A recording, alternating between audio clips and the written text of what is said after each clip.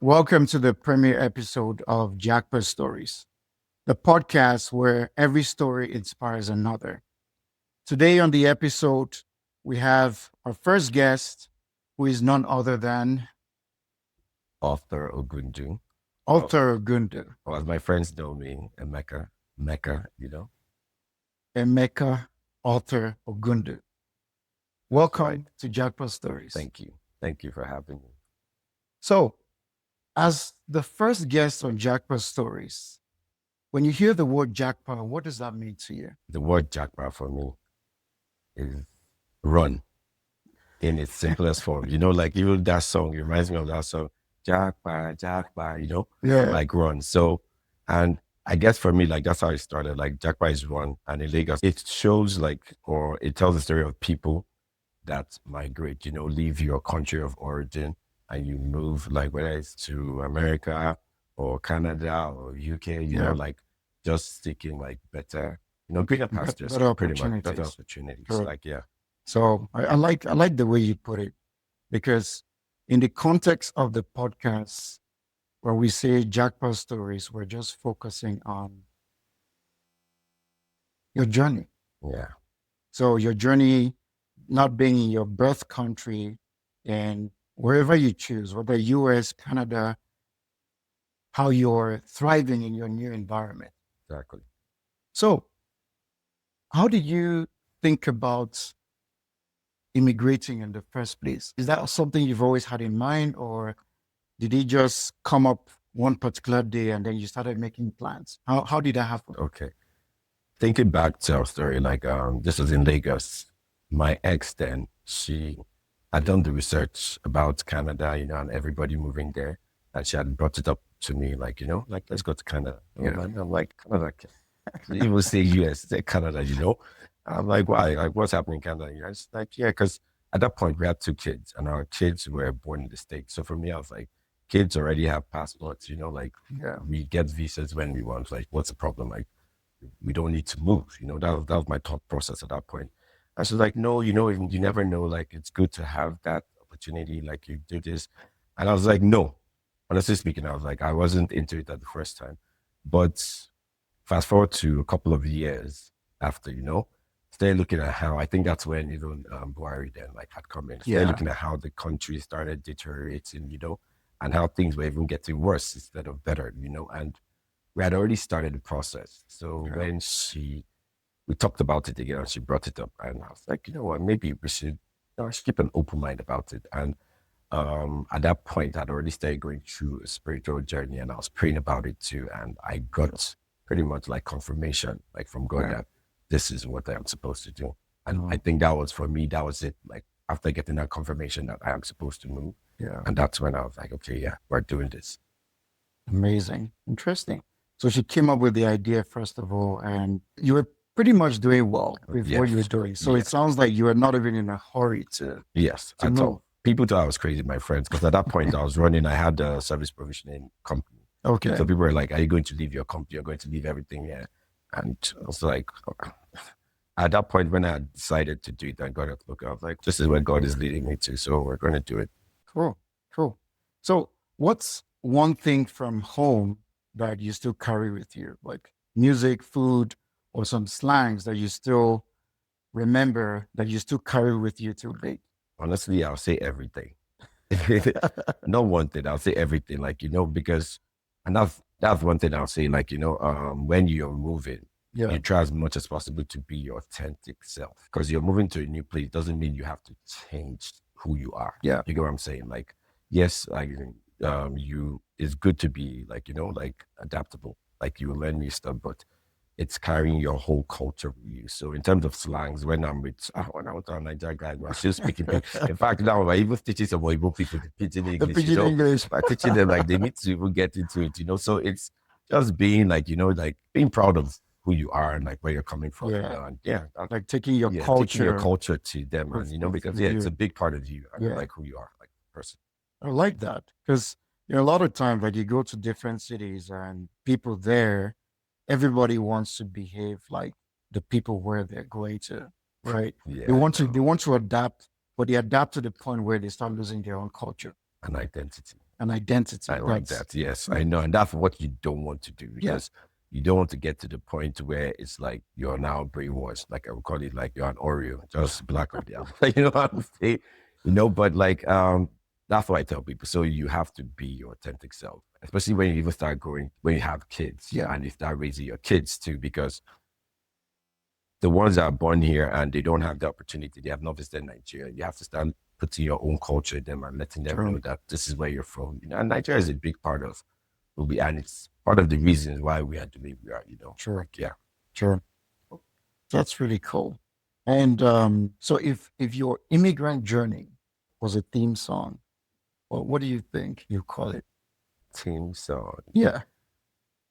I'll probably say this song by R. Kelly and Rico, Speeding. Speeding. Yeah, Okay. like I'm speeding. And why I said that, like mine was very fast. If I'm thinking about it, like mine was fast. The way you say fast, between when you started the process and when it actually worked out, or everything. Like, so even, but I'm not even going far back as even before we got the papers, like, the golden ticket, all of that. Fast forwarding to when we arrived. Okay. Okay. A lot of people, like we heard, like when you come here, the whole Canadian experience, some people like, you might not get something immediately, you have to take some time.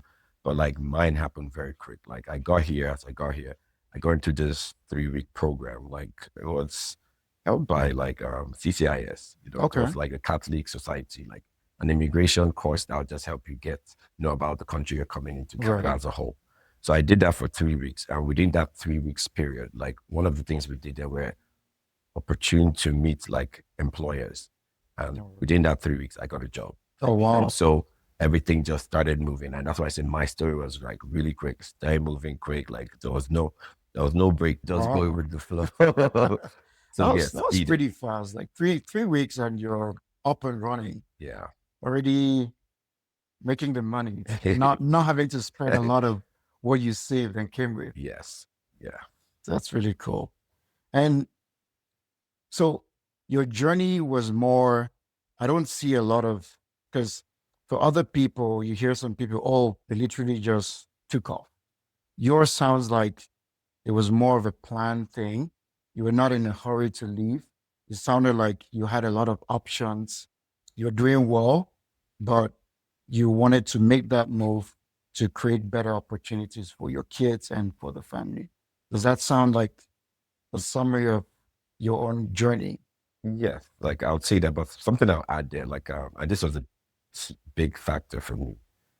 At the point I was leaving, like I'd also just started my spiritual journey in Lagos then too. So for me, getting that confirmation, and I'm hitting on this because I actually prayed about this, and it was like, when you pray about something, and as I was praying, that was the first time I read this Bible passage. It was Deuteronomy 7 or 8.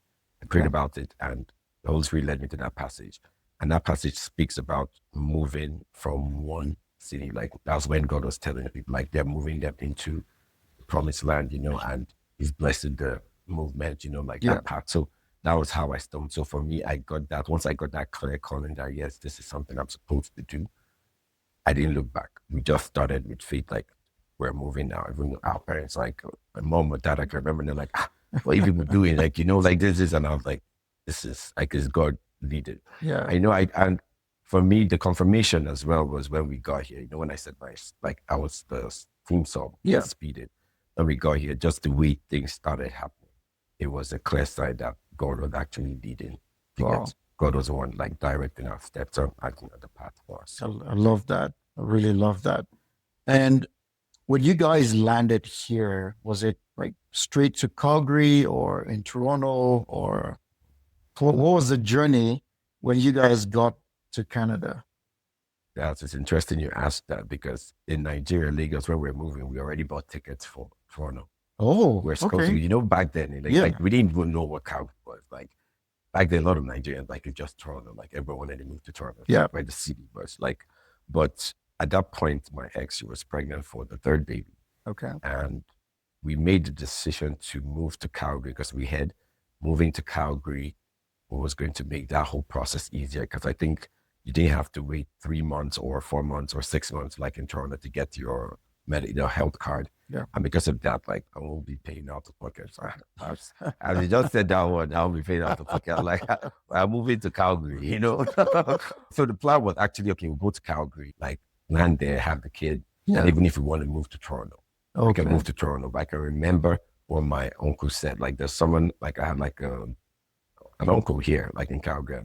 When I met him, like he told me that was the best decision we made, like moving to Calgary and not Toronto. Not Toronto. And I see that now. Interesting. Yeah. When I think about a lot of folks that eventually came to Calgary, it's like Calgary was not the first choice. Yeah. Because, you know, when you talk about Canada, you always hear Toronto first, sometimes Vancouver before Calgary. So it's interesting how that finally pinned around for you guys. Yeah. And when you guys landed here, I think you mentioned you had your 2 kids in the US. So traveling was nothing new to you at that point. So from a culture shock perspective, was there anything that was like a shock to you when you landed? Yes, honestly speaking, landing in Calgary, I was like, there's no resemble John.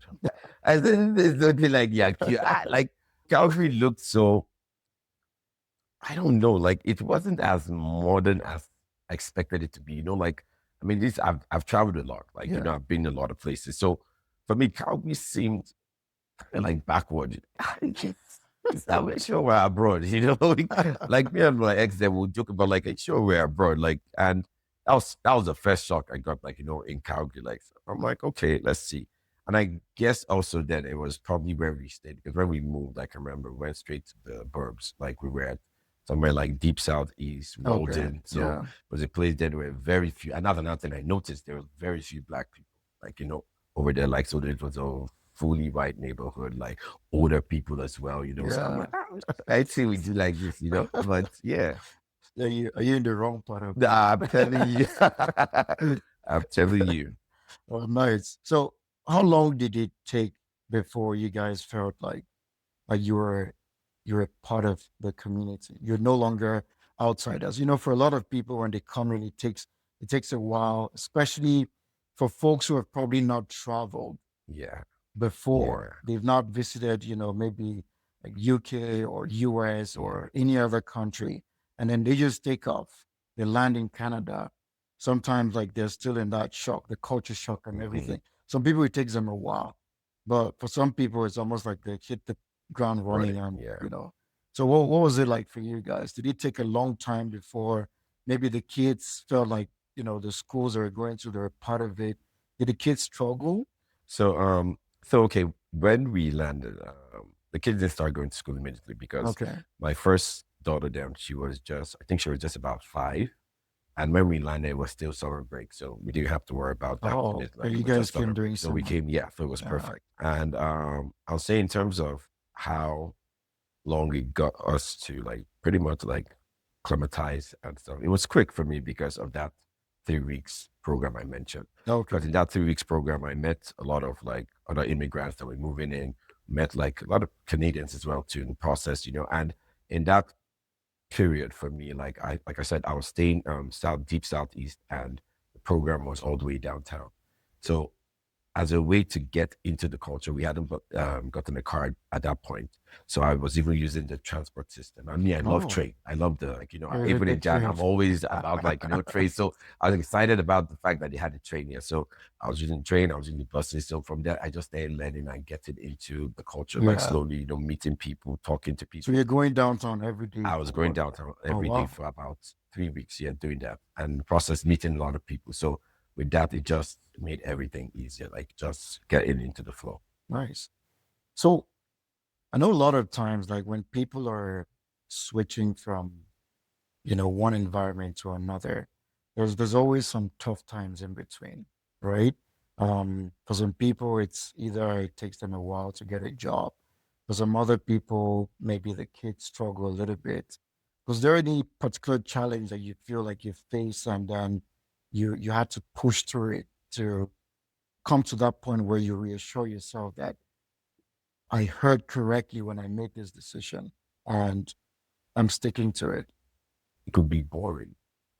Just thinking about it, it could be boring sometimes because we moved here, didn't have any friends, Yeah. at that point in time. So pretty much starting from scratch, like to make friends. So sometimes just being, and like I said, the place we were staying was a lot of old people neighborhood. So Yeah. I mean, I'm not going to start making from like 55-year-old, like or 60 and above. So I would say that was the only challenge. Like sometimes it could get very like lonely, boring, Yeah. but very soon that changed quickly, like through the course I was doing, and getting a job because I'd made some friends in that process. And what I did, because with my ex then, like she was more because she just had the baby. So she was indoors. So somehow now I had to make my friend her friend, or something like that. Yeah. Okay. So it was just the boredom of, Yes, I would say that's the only thing because it could get, yeah, I mean, Yeah. now Calgary, Yeah. it could No, get pretty lonely. Yeah.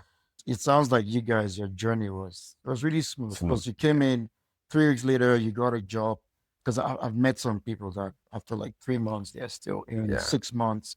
And even some people where they start asking themselves, like, are you sure you made the That's right right. decision? Yeah. So looks like yours was smooth and, really, really orchestrated from the very beginning. Yes, I'm telling you.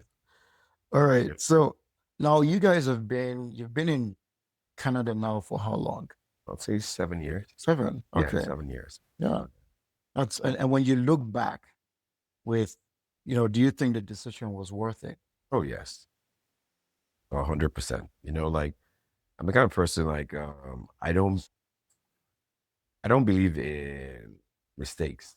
Yeah. Because I believe everything happens for a reason. Like some things happen and you learn from it and it makes you who you are. You get so Yeah. I'm one that I don't look back and say, oh, stuff that like, I try as much as possible to always look ahead. Like Right. yes, we'll all go through challenges and stuff, but it just forms the person you are eventually. So True. yeah, like it's the whole journey of getting to where we are now. Like I am 1000% sure we made the right choice. I look at Nigeria right now, or how it has been in the past, how many Oh years? You know what I'm yeah. saying? Like Yeah. hopefully it's getting better now. I think that alone is like, if you ever had any doubts, Exactly, then that alone is like you made the right move when one you thousand did. percent. Yeah. When it comes to, because a lot of times people have different ways they give back. Out here, volunteering is it's a really important thing here in the community. I think for a lot of, I've heard people who were looking for jobs and in the process of volunteering, they got connected with, other people that helped them Mm-hmm. in the process and they got jobs and stuff. So when it comes to you, like, how do you inspire other people, other immigrants around you? How do you give back to to the community or give back to people around you? Okay, so that's a good question. So I'll be honest, I'm not really big on the whole volunteering. I'm not really big on that, but I've actually volunteered a couple of times. Yeah. But I mean, everybody has their thing. It's not really my space. But in terms of giving back, like what I would say, like I've done, like a lot of people that come here and I've helped people in transitioning jobs. So a lot of people have come here like with maybe they came as from an engineering background or something else, and it's just helping them transition into that IT space because moving here, we found out Calgary was actually, it started to boom. Technology, IT started booming, and there were a lot of job opportunities at that time. So it was just helping some of these immigrants transition from maybe that engineering background into the product space IT. because that's Okay. where I like professionally, that's what I've been doing, like in the product development space. So Yeah. I try to help them there and, just coach and mentor like some of these young people, just telling them, things you can do, things you shouldn't do, stuff like that. Yeah. Even like my like younger brother, he also moved here as well too. And I won't say like I just doing it out there like that, but somehow within my circle of friends or even friends of friends, Right. like any way I can help and support, like try to do that. That's really good. I know IT is like a lot of folks. For me, for example, my background was engineering as well. Mhm. And then when I got here, I was like, because I did civil engineering, I'm like, the cold here, man. I can't do anything outside when it's winter. Yeah. So I had to start, like working on switching completely. So I really get, what you say when people come in and then you see other folks where they want to focus on the same career that they were doing, where they're coming from.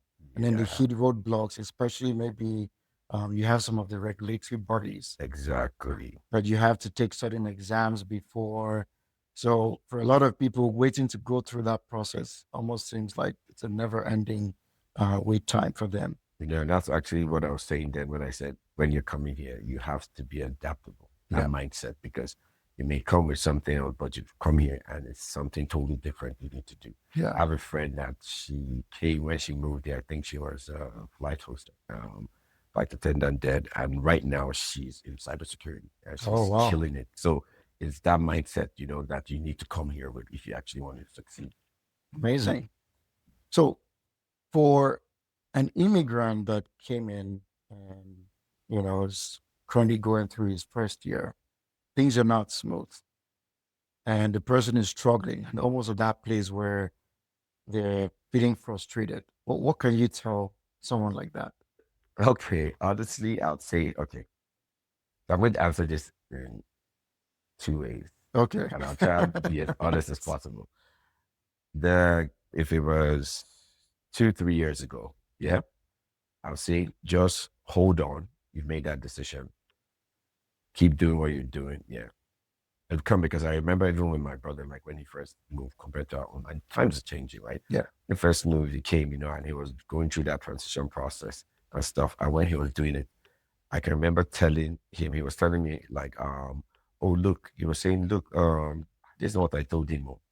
I was like, this is not the thing I told him. That I told him when he comes here, like the job will just slide, like this. And I was laughing. I'm like, yeah, like things had changed, the economy Yeah. had changed as well too. But it was the same thing. I said, just be patient, keep doing what you're doing, and it'll come. And that's what happened, like within the space of the 12 months in Nigeria, he got a good gig and he's doing well now for himself. And that's the thing that I'll tell people, like, keep doing what you're doing, be patient, it will come. Now, that was that was one answer. Second answer now, I said I was going to give. If we look at the current situation of Calgary now and Canada as a whole, like the economy, it's not the same like when we first came, True. in the last 7 years or in 5 years, because of the influx of people, like, coming in. Like, I don't think they've done enough to cater to that growth. Yeah. But right now, it's something that we see, like, the like government working on right now, trying to do, like, Yeah. they're trying to fix this. So it's someone coming in now, I would say, like, probably want to be more patient. And if anything, the advice I'll give is find something that would almost make you, like, you get a unicorn. Find a niche segment. Like, if it's right now, like, look for those areas where there's a lot of opportunity. Like cybersecurity is an area that's actually growing right now. So start looking for careers like that. It will help make it easier for you. But don't just come thinking, oh, you come and things will just land on your lap. On your lap, yeah. It's totally different now than how it was like 5, 7 years ago. Yeah. Yeah, because I think a lot of folks are also not patient, right? Especially Exactly. when you come in and then you look around, you're like, oh, yeah, this person is doing this. Then sometimes you even go out and you see some people driving certain cars. You're like, man, are we the same, man? They just want to fast forward and get there. Yeah. Yeah, but it's a journey. Yeah. So what has been your experience with credit? With credit. Because that's another issue where I see people struggling a little bit. Oh, They come in and credit is not something that is common where they're coming from. Then they get a credit card and they start using it like it's a debit card. That's a very interesting topic you brought up there, and a good point, because coming from our background, like Nigeria, where we're coming from, like we don't work on the credit system. Yeah. Like, it's what you have, you get. If you can't afford it, you can't afford it. You're buying something that's coming out from your pocket. 100%. So you see, with this credit system here now, is something that people need to be very careful about. Yeah. Because it can actually put you in a whole fix. And I went through it like any other person too. I wouldn't even lie. I went through it too. Because then I remember when it came there, like, for you to build credit, like, you need to use you have to be using the credit card. So at first, so what we're doing is, that's why using the credit card, putting money back in, but at constant, you now get, it's almost as if they're encouraging you to get stuff, how I look at credit, like, get stuff you don't need with money you don't have, like, that's how it is. Like, and it's the system here encourages you to do that. So if you don't caution yourself, like you get sucked into that, and before you know, you're spending, like, you're tapping, swiping that card, tapping, doing all of that, and you get into a whole mess. It happened to me to like I got into that mess, and I had to like tell myself, I get myself out of that mess. And that's why with young people coming into it, like I also give that advice to them. And look, this credit is real. Like we ready to hit you, what they get myself into. So that's a good point. Like it's something that if people come in here, I'd say they should actually read about it, like, well, and as much as possible when they come here, ask questions, because you don't want to. It's a very bad thing, because it's an economy that encourages that. So you may even have money, but you still want to use if you don't have good credit, like that money you have is almost used, because everything runs on the credit system. Sure. So it's something that someone needs to get a good hang of. Oh, I remember my own experience then with, after we landed, and then my first credit card, I think with BMO, and they gave me, I think, $3,000 or so. And because of that message that they want you to be using the credit card, sometimes the way you're using it, you don't even look at the utilization percentage. So sometimes I will go way above 50, 60%. And then I look at my credit score and it keeps dropping. I'm like, what's going on? You're using the card. Yeah. So when I got to understand that you're not supposed to use it beyond, is it 25% or so? And then you make sure you keep topping it up back. But before then, I saw my credit score going down. And then the moment I caught that, it started recovering again. That's actually what I tell people. Like, it's, even till now, honestly, like, it's still, there are things about that whole credit that I don't totally understand. But what I do now is I try as much as possible not to use my credit card. Like, and if I'll tell people, you can put the small bills, like, there on your credit card where it's not, so that way there's constant use of it. Right. Like you're using, like, there's some transactions going in. But in terms of purchases, as much as possible, I'll say, like, you have the money, like, pay for it. Take it out of your pocket, like, and don't get used to that system. What do you think is another thing from your experience that people need to be mindful of? So Canadians, compared to Americans, like, and the British people, like, they hate confrontation.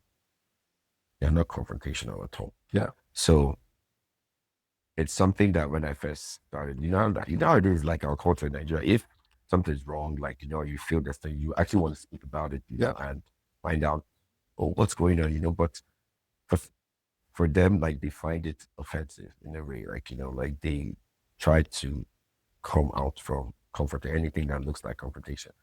Now, just the advice I'll tell people is find your eye. Especially in the workplace, you're like, read the room, try to read the people, because they might be smiling and everything, but there's something else is going ticking off, like, ticking them off. And because they don't like confrontation, they might not necessarily bring it up. So you just, I don't know how best to say, but that's why I said find your eye. This other one where when they're asking you to do something, but they're not really asking you, statements like, you might want to, right? That's why I say, like that's part of the thing. Like, how they do things. Yeah, like, it's almost like they don't want to step. They're trying so much not to step on your toes. Yeah. But in the process of not doing that, if you now mess up, like, it'll be to your own detriment. So I'd rather you step on my toes and tell me, like, to take care of this exactly right away. So it's different here. So, like, things like that, those are the culture shock, because, like, and I'll give you an example. There was a time, like, when I was working, we hired this Nigerian developer, and he joined the team. And me, as much as possible, I always try to look out for, like, people, like our people, when they come in here, if I see an opportunity to help. So this guy had joined the team, and he was good. And we're talking, like, in our one-on-one session, we're talking, I was asking him, how is he finding, like, the job, like, the team, is everything going well? I was like, oh yeah, like this. He was talking about his lead. Oh, that this person is so nice, so good. And I was smiling, no way he was saying all of this, because he didn't know that his team lead had already come to tell me how 2 of them are not working well. Oh, wow. That he doesn't like, that things are not working. So when the guy was smiling that everything is going well, I just laughed. I said, this guy, they all promote you from this job. Yeah. They all promote you from this job. Yeah, you're saying everything going well. And you know what I told him? He was so shocked. Because I told him, I was like, this guy, I thought he didn't mention it. He hadn't brought it Oh, up at all. wow. So after that, I had to speak to the team and I asked him when he was complaining. I was like, so have you pulled this person aside, having to have a one-on-one chat with him? Yeah. I was like, no. I was like, so how do you want, like, you're bringing this to me now, but you've not even done Not the first step. spoken with You've him. not spoken to him to tell him where, like, he's falling short. So that's something that is real here. Yeah. And I feel like people need to be aware of it, when it comes. So true. Complete this sentence. Dear immigrants, you are.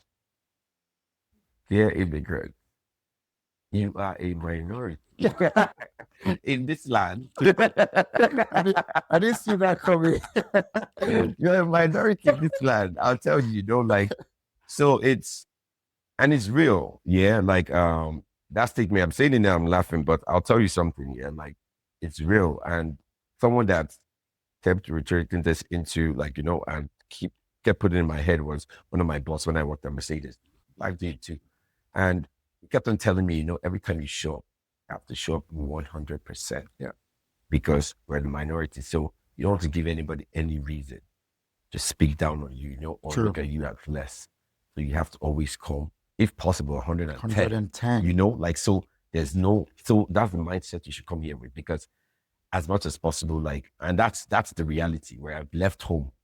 Yes, this is our new home, but in this new home, like, you get another big dogs again. You know what I mean? Very like, true. That's it. Like, Very so true. you have to, if you want to get to that stage, like, you have to put in a whole lot more work. I didn't see that coming. All right, we're going to switch into your book, because I saw this amazing copy here, and I'm like, just from the cover, it's like you're looking at the good guy here and the bad guy here. So tell me, the book is called Half and Half. Tell me a little bit more about it. Yeah. So, and I love the cover, by the way. Oh, thank you. It's really lovely. So Half and Half is a memoir, and I'd say it's about my transformational journey. And apart from just being about my transformational journey, it's also a guide to help people that are going through that process, that transformational process, or going through those struggles, like how to navigate through it, like taking insight from biblical examples and just in life in general. And I'll say, like, the name Half and Half. So I'm actually going to speak about this because a lot of people, what you just even said now, like the good guy, the bad guy. A lot of people see it like that, party boy, this, right. But what Half and Half is, so the guy you're seeing there in black, is not as if he doesn't know about, like, he's a Christian as well. So that's okay. For me, I was speaking to myself, and like, he also knows about Jesus. But at that point in life is where the relationship with God is pretty much half and half. You're in a place where you want Jesus to do things, but you almost want him to do it the way you want, not necessarily how he wants to do it. Yeah. So even with how we do, like, we're struggling, it's a tug of war. So I still want to be practical. God bless me, but bless me through this way. Give me a husband, but give me a husband, like, give me a wife. Like, you're still you're fighting with God, you're struggling. Like, it's a constant tug of war between you and God. And the other guy there is someone that has realized that if he fully surrenders to God, God would actually lead him to where he's trying to take him to. And that's what the book is about. Going from that constant tug of war struggle to a point where you are in full surrender and letting God lead you and direct you. And it's interesting because what we don't understand, think about it this way. Imagine if you're driving a car and it's two of you controlling the steering. Struggling. Yeah, you're both controlling the steering. It's chaotic, like, So in terms of how the movement will be, it's not going to be smooth because But when you now relax, it's like that test autopilot, and it's now just taking you. Take over. Now see, and I tell people, like, how you're doing is you go from a place where, like, survival to satisfaction. Then when you fully give him control, then you're moving to significant. Nice. So that's what that journey is in the book. Interesting. So let's talk about the first half. Because I'm just going by the title of the book, Yeah. Half and Half. Mhm. And I can see two personalities there. Uh-huh. Very So true. so the first half, when people met that first half, that person back then, what kind of energy and personality would they have expected to see? The life of the party. I mean, everybody, my friends say this too. Like, I'm very outgoing. Like, I'm a lot of spirit, energy. Like, oh, party boy. I mean, when I was in, club boy, in school. Like, so that's how that's pretty much been. Like party. But like I said, even in that whole partying stage and all of that, I still had a relationship with God, but Yeah. obviously it's not like how it is right now. But that's how I've always been, like a party, like this party boy. So that's how the first half was. But I'm going to say something now. What's interesting is, and you brought it off, even with the full surrender, like, and looking at that picture, like the second half, as you coined it. So the second half, if you look at it, like, I don't think I have changed. I don't think I've changed. So in terms of my perspectives and my beliefs and how I move, yes, there's a change there. Like, it's being led by the spirit. Yeah. But in terms of who I am as a, like a person, where you still see me like the same energy, Same the same same thing. person, and that's the ideology I actually want people to know. Like, the fact that you're following God, and moving and chasing a life with God doesn't mean it's going to change who you are as a person. It's just that, in fact, you almost it's called win-win. Like, you just make better decisions in life. Like, you have someone that is directing your path. Like, even you don't. So yes, like, it's actually beautiful, because if you look at me now, like, I'm still. People think once you just do this stuff, you now turn SU. You start to You turn this thing that you not be wearing it, and that's yeah. But I don't think, like, yeah, we should. That has passed. Like, you can actually be a lot of people that are in God and still very much know themselves funky, like doing everything. I like that. So it's not like you necessarily have to change your style or No, change how you look and everything because you've switched um from being a party boy to surrendering fully to God. 1000%. I still like okay, something that I'll give you an example. I've always loved clothes. Yeah. Like, fashion has been part of me, and since I changed, it hasn't really. I'll say it hasn't affected my Of course. sense, my Yeah. fashion. No, like, but the things that I'll say now, do like before, when I was almost compelled, I have to get this new designer or this or this or this, just get the next thing.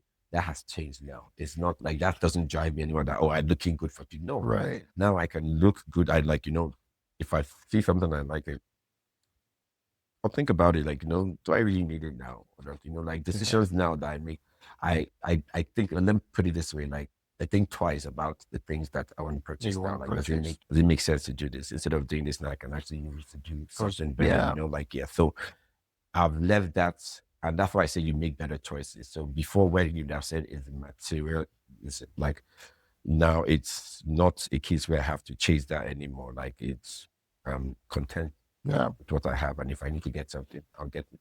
And sometimes it can wait. Sometimes it's like, Exactly. the impulse buying. It's So done. Done.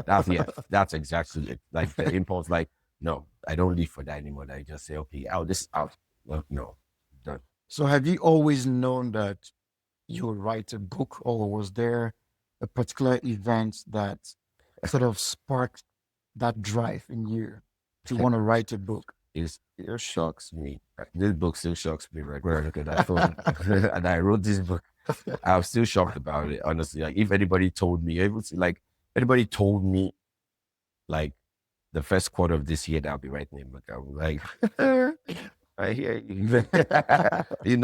Writing a book, never. Like, it wasn't something that was in my radar in any way. And that's why I keep saying that this book here, it's not for me. Like, as much as I wrote it and it's my story, it's not necessarily for me, because that's the only reason I feel God put it in me to write. Because what people don't know, like, and there's some things I'm not going to expose it, so you get the book to find out more. But there's a whole story about the cover, the name, everything, and like how all of that came, even the content, and not to go into that because I spoiler alert, but it was the leading of the Holy Spirit. Like, I can't even take credit for it. Like, you know, when people say, "Oh yeah, this is your book," I'm like, this is one thing that I'm giving God full credit. Yeah. It was. I wrote this book and I finished it in a week. Oh, wow. And people like that's what people don't understand. People are like, "How long have you been writing this book?" You know, and I'm like, it was done in a week. I would just when everyone like I'll come down to the living room when everyone is asleep from 10 and I'll start writing and writing. And before I know it, it goes to like 1 a.m. Oh, wow. And I was doing that every day. You know? Interesting. So like and that's what I was gonna say. Like so there's a lot of things here that I'm not going to spill it. So you have to get a copy of the book to find it out. But a lot of things here that was led by the Spirit. I love that. I love that. And let's go back to your journey between the first half and the second half. Just permit me to put it that Yeah, way. yeah, that's fine. I know just for context, was there a time when you tried to, before you eventually made that decision, was there a time when you tried to negotiate with God at first? Or was it like an all in sort of decision when you knew that, hey, it was time? Diva, you are getting into my book. You are getting into my book. So this is what I'm going to say to everyone here so I don't spoil it. If you look at the introduction, the first chapter of the book answers your question. It tells you how the journey starts. And there was actually something that made that change for me. It was actually a dream. And that dream was a calling. Okay. There's no other way I see it. It was a dream. And that the name of the chapter is, I think, the dream that changed everything. Let me see. If I'm not mistaken, I'm gonna check real quick or see it. Yes. Oh wow. I actually got Got it. the dream that changed everything. That's it. So Okay. yeah. Interesting. That's how everything started. So viewers, when they get their book, they can You'll learn find out. about everything. That's good. So a lot of times when you look at friends, right? Has there been like any of your friends that were sort of skeptical about your journey? And how did you navigate those conversations? Oh my friends. Oh my friend. Like it was what did I hear? I got a lot. Like people, like some people they're like, he's going through it. There was some that like, what's happened to him? He's going through a change. Some of them, like some people even on my IG, they're like, has the IG been hacked? Oh, As you know, like different, I was getting different because it was a full, like it was a full turn. Like imagine going from full, hey, party boy, you know, you're posting this thing, and next thing you're posting scriptures, you're talking about God in everything you're doing there. So people didn't understand. So people even thought I had like health issues. Like they're reaching out and like, we're here for you, bro. You know, like this. And I'm like, I'm fine. No, really, I literally had to put a post on IG telling people, thank you for the concern. Like, I'm actually good. You know, there's nothing wrong with me. Like, so people were worried. Like, I know it was funny, you know, because I was like, maybe it's because of where I was coming from. Like, that's why I said maybe I partied so hard though, because I was like, the other people that changed, I don't think they're just, I don't think they were stressing them like that, but everyone just said, it is happening, you know? So, yes, like people didn't understand it, but gradually, you know, when they kept on seeing it, and okay, first month, second month, and, you know, they just realized that, yeah, you know, like this is happening. It's for real, you know, it's not really like a phase or a stage or, you know, it's here to stay. I love that. So this next question, I'm going to read it out because this one, I want to say it exactly the way it is. Okay. Now, for many people, trusting God completely sounds great in theory, but it's hard in practice. Now, what's one situation where you had to actively remind yourself, no turning back, I'm trusting God fully? That's a very good question. And it's good you said it too, because I won't lie to you, as much as I'm sitting here and telling people, you know, when you tell people, oh yeah, follow God, you know, you want to chase God, you know, it's hard. I'll tell you, it's one of the hardest things I've done in my life, but definitely the most rewarding.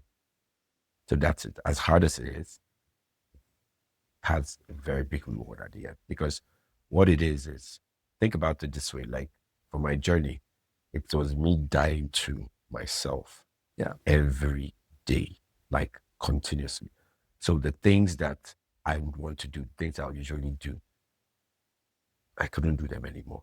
Like I had to stop. And you know, when I say I use the term like I couldn't do it anymore because it's not safe.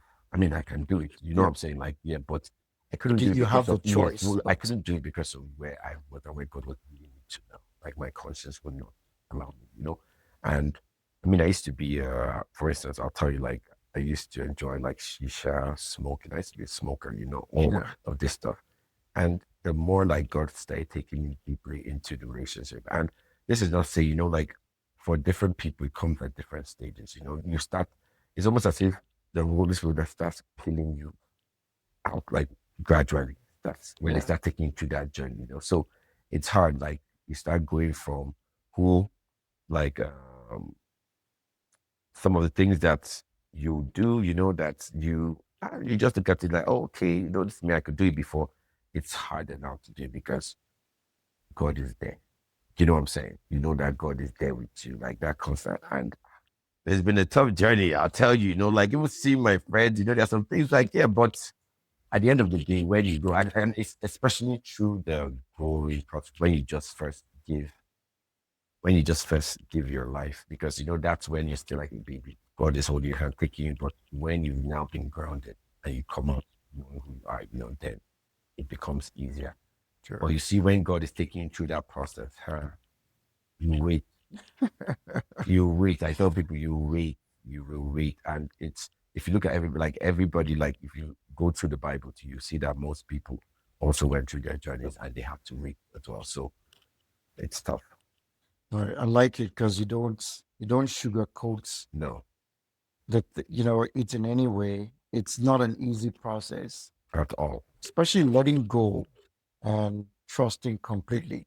Yes. So when you look at your relationship with God, has it changed the way you see success, fun, and purpose? 1000%.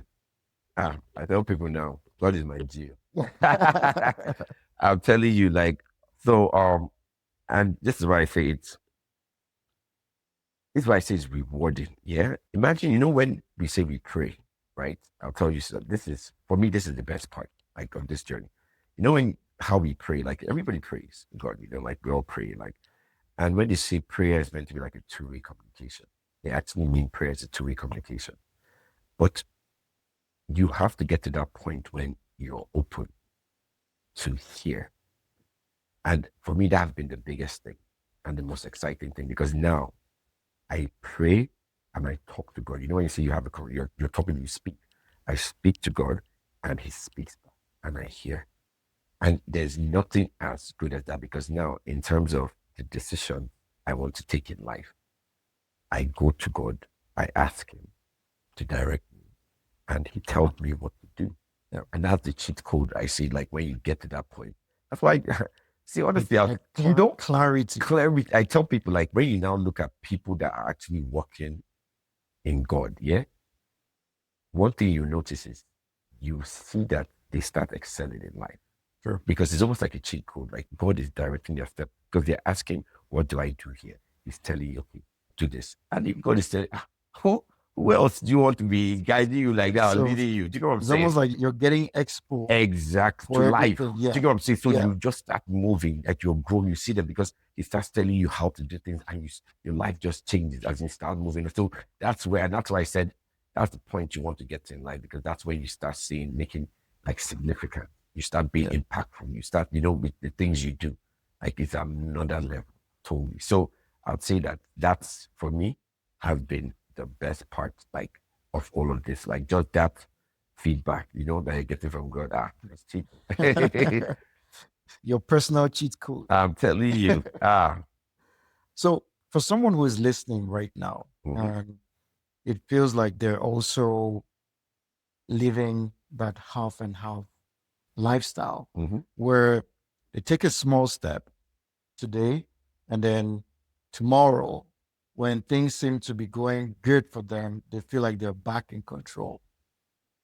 And some things which they might have even promised God in the process, then they start trying to negotiate. Like, I know I said this before, but right now things seem to be working well. So, what will you tell that person? So yeah, honestly speaking, I'll tell people this is what I'll say with regards to that. And this helped me as well. There's nothing that we go through in life or we're going through that you don't find in the Bible. Yep. There are examples of everything you think you may have faced. Is it temptation? Is it adultery? Is it you get greed? It's like everything is there. So you see, when sometimes you don't know what to do, like people, I always say like there should always be one source of truth that everybody should go to get.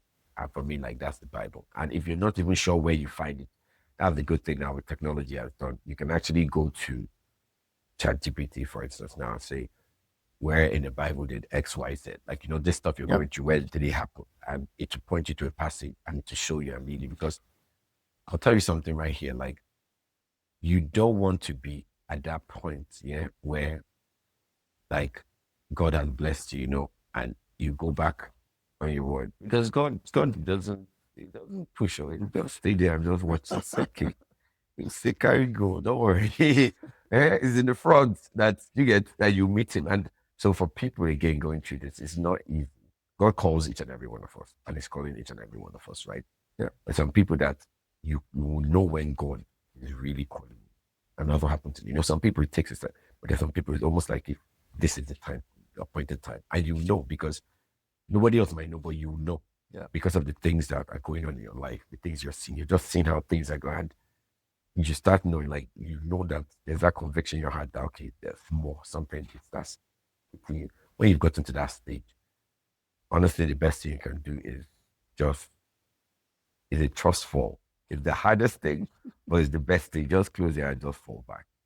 And that's it. And let God just direct you. Because the longer you take, the longer it takes for you to get to where God wants to take you. So it's like getting on that journey, and you would have been a lot further. Oh, yeah.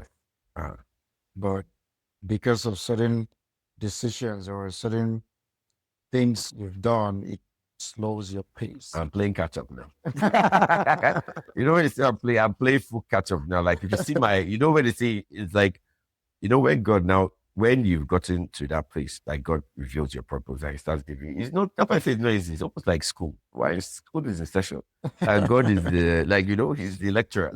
He's giving you the professor. He's giving you to get assignments, like things you're supposed to do. But now, like I'm looking at it, I'm like, this assignment is just spiral. I was like, if you had started doing it, if you had stayed doing it back then when I called you, you'll be here now. Like you'd have passed all this. I'm playing catch up now. And that's how it is for people too. So the sooner you surrender, the quicker you start living that purpose, like purposeful life, like the life that God has for you, and everything just starts aligning, moving smoothly. Yeah.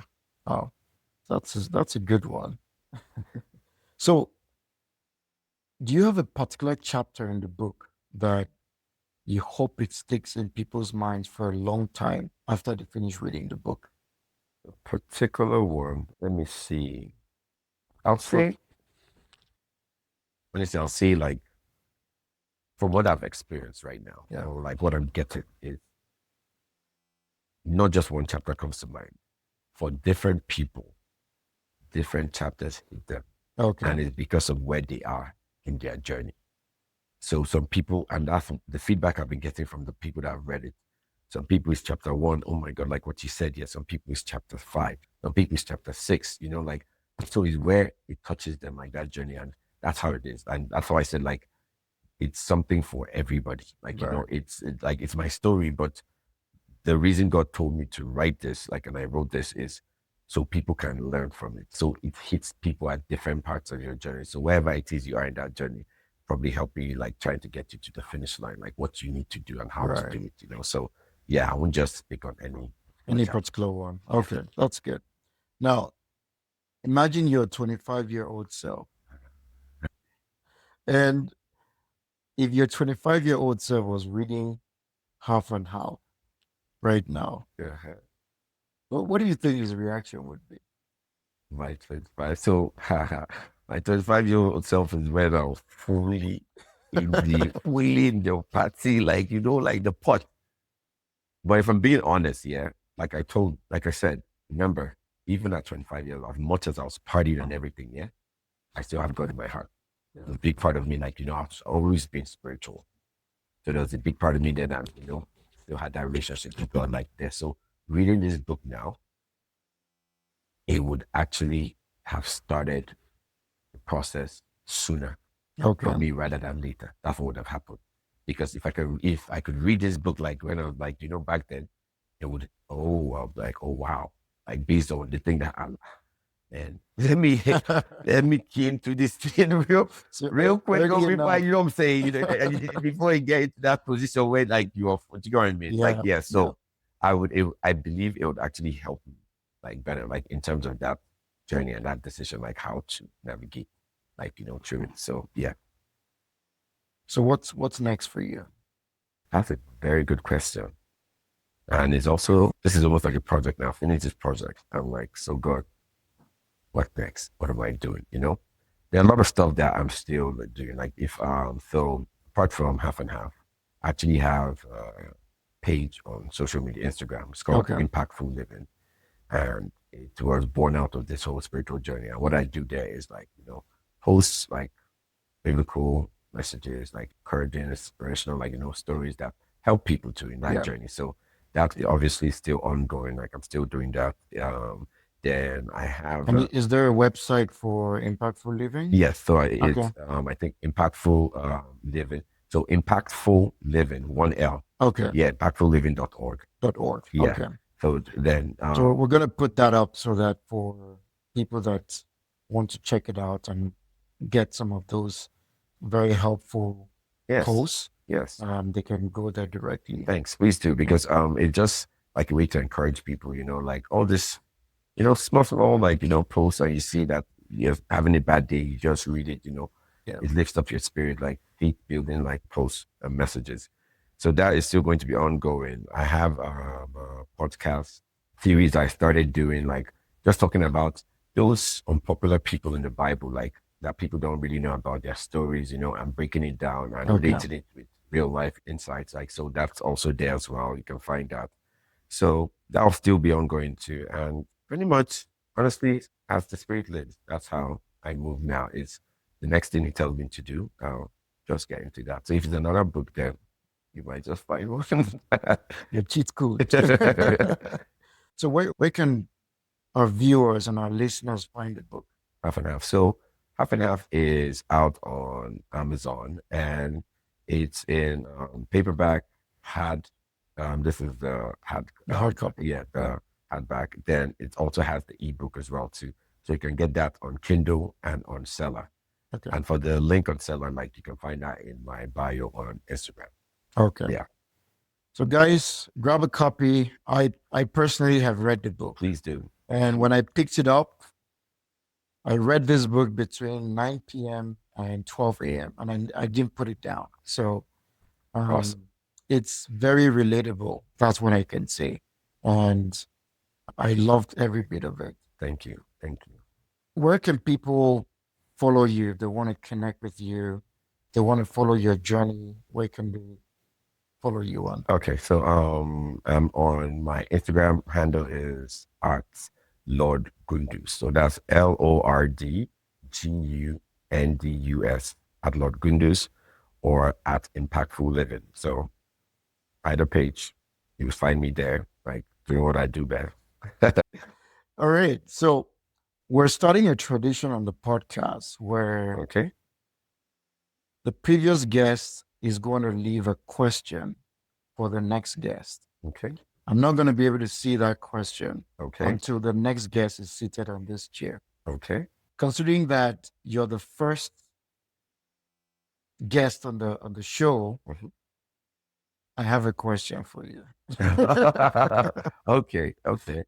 When you think about your book, Half and Half, what do you hope that your readers would get from reading this book?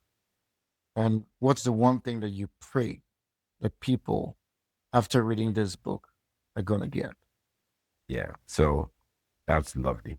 I love that question. And there are two answers. The first thing I hope that they'll get is clarity in their journey. And what I pray for them that after reading the book, what they now get is alignment. So clarity and alignment. Alignment in working with God, and Him leading them to where it is He's trying to take them to, and they start moving in that purpose. And clarity, in everything they're going through and the journey. That's about the two things. Write a question Okay. for the next guest. The next guest will have to answer the question live on air. And we're not going to reveal it until that person is sitting Awesome. on I that love it. You know what I'm going to do? So for this person here, whoever Yeah. answers this question, I'll give you a copy of the book Oh, to give to that give the person. Yeah. Amazing. So that way, if I'll be watching to see if they stutter in this question. Like, hopefully that book will help bring clarity. Thank you. Thank you. No worries. So whoever it is, whoever is going to be our next guest, is there a right or wrong answer to the question? No, there's no Okay. right or wrong answer. It's just that clarity. That clarity. If they can answer it perfect, you know what I'm saying? Like, but if they can't, then hopefully that book will bring about clarity. Amazing. Amazing.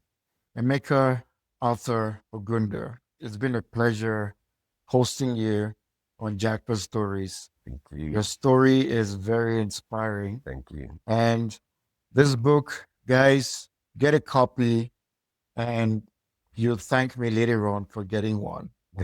And like he has already shared his social media handles, follow him to see more of what he's doing. And once again, it's been a pleasure Thank you very much, brother. having you on the show. Thank you. Thank you.